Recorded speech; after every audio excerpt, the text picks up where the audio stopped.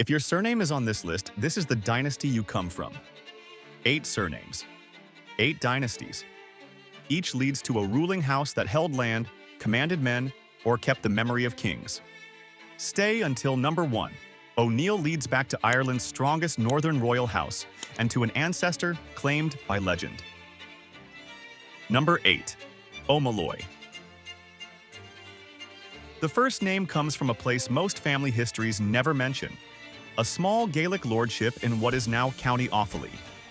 The name comes from O Maolmhuid, meaning descendant of Maolmhuid. Maol means a devotee or follower, and Muaid carries the sense of noble. The name points back to a man remembered as a devotee of the Noble One. It became the name of his descendants, then the public mark of a ruling family. Their territory was Fir Cell. Fir Cell did not cover all Ireland, and it did not need to. Gaelic Ireland worked through many such lordships, each with its own ruling house, its own clients, its own feuds, and its own claim to the ground beneath it. The O'Malloys held lordship there in central Ireland, in the country now known as Offaly. Fir Cell sat inside a divided island, where a lord's family name attached to the land, the dues, the armed following, and the local order that held Fir Cell together, while a powerful neighbor could threaten your land or a weak succession could pull a dynasty apart. The O'Malloy name survived beyond that old political world, even after the lordship itself faded from daily life. A surname outlasted the map. If your name is O'Malloy, your bloodline comes from the lords who ruled Fir Cell. Number 7. O'Daly. Land and armed rule shaped one kind of dynasty, but the next family held power through words that could preserve a king or destroy his name. The surname comes from O'Dalai, descendant of Dalach. The old name links to a dal, an assembly or gathering, a place where people met to settle matters and hear judgment. Yet the O'Dalys became known for something more lasting than a meeting place. They became one of Gaelic Ireland's great learned families. For centuries, branches of the O'Daly family worked as hereditary fili. A fili was far more than a poet in the modern sense. These were trained poet-scholars. They learned genealogy, legal tradition, history, praise verse, and satire. They knew which ancestor gave a ruling house its claim, which marriage joined 2 rival lines, and which defeat a lord would rather keep out of song. Their words carried force. Armed men gave a ruler force, but memory gave him the right to rule. In a culture where descent shaped rank and right, a fili could name the generations that gave a chief his authority, spread his fame through praise, or shame him before allies and rivals through satire. A family that kept kings' records held a different weapon. The O'Dalys moved across Ireland through separate branches and attached themselves to major Gaelic houses as learned men. Their dynasty did not depend on a single hill fort or a single border. It traveled wherever Irish rulers needed their past remembered in the right form. When kingdoms fell, much of that world vanished with them. But the surname remained. If your name is O'Daly, your bloodline carries the family that preserved Gaelic Ireland's memory. Number 6. MacLachlan. Memory could protect a dynasty's name, but in the north, rival houses fought over the land itself and over Ireland's highest claim. Number 6 carries the name of a family that challenged the house waiting at number 1. The surname comes from Mac Lachlan, son of Lachlan. In Irish use, Lachlan first linked to the Norse world across the sea, then became a personal name passed down through families. By the 12th century, the MacLachlans had turned that name into a royal banner. They ruled in Tir Igain, the territory later called Tyrone. From there, they contested power with other branches of the Uí Néill, the northern dynasty whose name closes this list. This was no minor local feud. Control of Tir Igain brought men, wealth, alliances, and a claim to the high kingship, the old ideal of rule over all Ireland. Mercurtach. MacLachlan pushed that claim further than most. He rose as a leading ruler in Ireland during the 12th century, forcing submission from rival kings and pressing his authority beyond the north. Yet royal power depended on loyalty, and loyalty could vanish fast when a ruler lost support. In 1166, Muirchertach MacLachlan died after his position collapsed. The timing matters. Irish dynasties were still fighting each other for rank and territory, while Norman power arrived in Ireland. The island did not meet that new force as one kingdom under one command. It met it divided, with old rivals already locked in struggles that had drained men, trust, and strength from the north. The MacLachlan claim did not disappear from history. It lives inside the surname. If your name is MacLachlan, your bloodline comes from a northern royal house that fought the Uí Nail for Ireland's highest prize. Number 5. O'Byrne. A northern dynasty could fall when Irish rivals turned against it. The next family faced a different enemy and used the mountains south of Dublin as its shield. This surname was pushed toward the hills, then turned those hills into a fortress. The name comes from O'Broin, meaning descendant of Bran. Bran means raven, a bird linked in Old Irish speech with battle and the wild country beyond settled ground. For the O'Byrnes, that name stayed attached to Wicklow, where steep valleys, wooded slopes, and narrow passes gave local fighters an advantage over armies marching out from Dublin. English rule never reached those hills without a cost. The O'Byrnes held power in Wicklow for generations, resisting the spread of English control from the Pale, the English-held zone around Dublin. Their country gave them room to watch an army approach, strike it where the ground narrowed, and disappear before a larger force could turn its numbers into victory. Fiach McHugh O'Byrne led that resistance.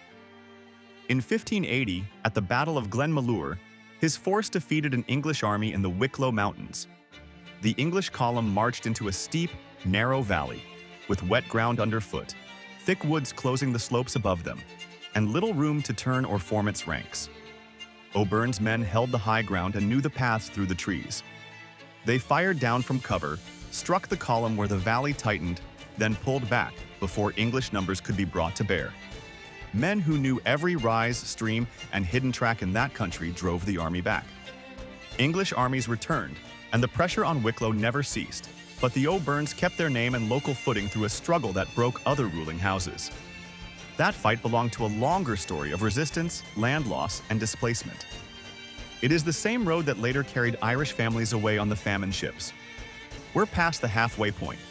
If you've been enjoying the video so far, consider subscribing to Bloodline Archives and comment your surname and where you're from. Fitzpatrick, the foreign-looking name with a Gaelic past, is still ahead at number 2. O'Neill waits at number 1. If your name is O'Byrne, your bloodline comes from the Wicklow rulers who drove English armies back into the mountains. Number 4. O'Toole. Wicklow became an O'Byrne stronghold, but the next dynasty reached those mountains after losing its earlier home to Norman pressure. This surname carries Dublin's patron saint and the memory of a ruling family forced from its own land. The name comes from Tuathail, descendant of Tuathal. Tuathal is commonly read as mighty ruler of the people. It is the sort of name that fits a dynasty because the O'Tooles first held lordship in Uí Muiredaig, a Gaelic territory in what is now County Kildare. Then the Norman advance changed the ground beneath them. As Norman power spread through the east of Ireland in the 12th century, the O'Tooles lost their old base and moved toward Wicklow. Their story holds the pressure many Gaelic dynasties faced. A family could hold land through generations, only to see armed newcomers seize the roads, the plains, and the towns that had kept its rule alive. One member of this family became known far beyond Wicklow. Lorcan Ua Tuathail, remembered as Saint Lawrence O'Toole, became Archbishop of Dublin in 1162, during the years when Norman invasion tore apart the old order around the city. Lorcan came from a Gaelic ruling line, yet he carried responsibility for Dublin through siege, invasion, and political collapse.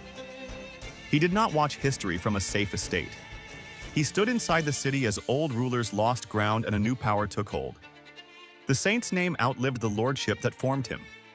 If your name is O'Toole, your bloodline comes from the rulers displaced by Norman conquest, yet tied forever to Dublin's patron saint. Number 3. McDermott. This surname keeps the name of a chief long after his lordship lost its land. McDermott comes from Mac Diarmada, son of Diarmaid, commonly read as without enemy. The family ruled Moylurg, a lordship in modern County Roscommon. The MacDermots ruled there under the Gaelic order, where a ruling house held authority over a defined people and territory, defended its rights, and traced its claim through its ancestors. Like other dynasties, their political world did not last. Outside power changed the law, landholding changed hands, and the old system of Gaelic lordship lost its force. But the title did not vanish. Irish custom still retains the courtesy title, the MacDermot of Cuillivin. It carries no medieval army and commands no old lordship, but it preserves the chief's name from the world that preceded modern Ireland. That survival matters because a surname can keep more than a family link. It can keep the memory of rank after the land, power, and legal order that once gave it force have gone. Moylurg no longer belongs to a MacDermot lord.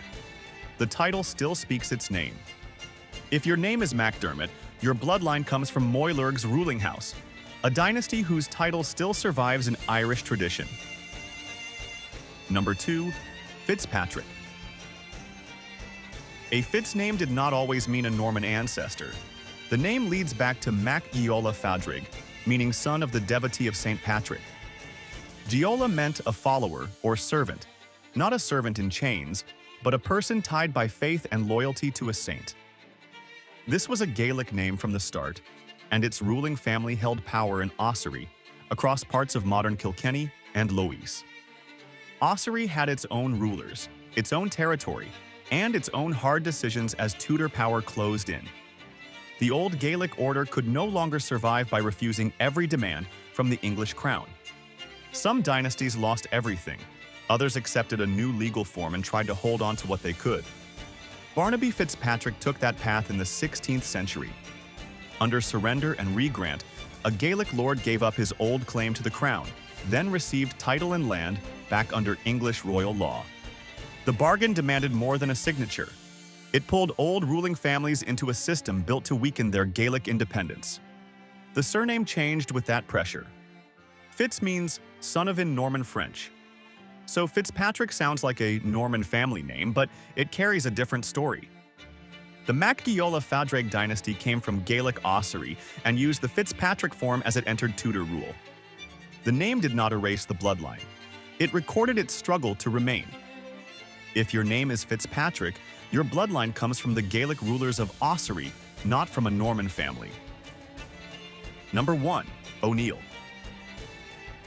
The final surname ruled wider ground than any name on this list, produced men who claimed Ireland's highest crown, and carried the Ulster story into the displacement later remembered in Scots-Irish families. This name leads to the dynasty that held the North and Midlands for centuries. The name comes from Uí Néill, the descendants of Neil, traditionally Neil of the Nine Hostages. His story belongs partly to legend, and no complete record can prove every detail attached to his life. Yet the dynasty that carried his name dominates the medieval Irish record with a force no legend can explain away. The Uí Néill split into northern and southern branches. Both produced rulers who claimed the high kingship, held land, drew tribute, and fought rivals across Ulster and the Midlands. For centuries, the name O'Neill did not point only to one family in one county. It pointed to a political force that shaped the terms on which kings fought for Ireland. Then came Hugh O'Neill, who led the 9 Years' War against English rule at the end of the 16th century. His defeat led to the 1603 Treaty of Mellifont, ending the war and breaking the power of the northern Gaelic lords. The old order in Ulster did not recover. Land changed hands, English and Scottish settlement followed, and families faced the upheaval explored in the Scots-Irish story. A dynasty that had claimed kingship over Ireland saw its northern power broken by treaty.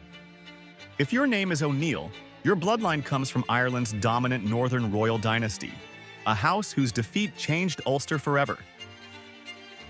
8 names, 8 dynasties. One family ruled through poetry rather than the sword. One fought from Wicklow's mountain ground. One hid a Gaelic ruling line behind a Fitz name. One still carries its chief's title. And one ruled the north until its defeat reshaped Ulster. These surnames carry families who ruled places, fought rivals, lost land, changed names, and refused erasure, leaving each name as evidence that the old ruling houses did not vanish quietly.